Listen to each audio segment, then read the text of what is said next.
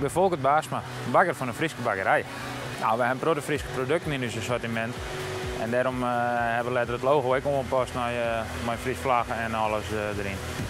Cupcakes met ons eigen logo en met het logo van Praat met Fries. Jouw workshops zo nog dan oranjekoek bakken. En dan kruis ik vaak het recept in het Fries van ons mee.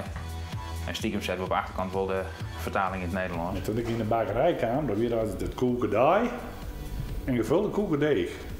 We praten hier over koekendij, we maken even koekendij hier. En we maken gevulde koekendeeg zetten. Nou, en dat is toch echt gevulde koekendij. Maar dat wordt nooit neemt. Zolang ik in de bakkerij ben, is het altijd deeg geweest, maar koekendij. Ja, ik vind het een hele mooie uitdrukking. Koekendij en deeg. Maar bij gevulde koeken is het van Nederlands heet waarschijnlijk.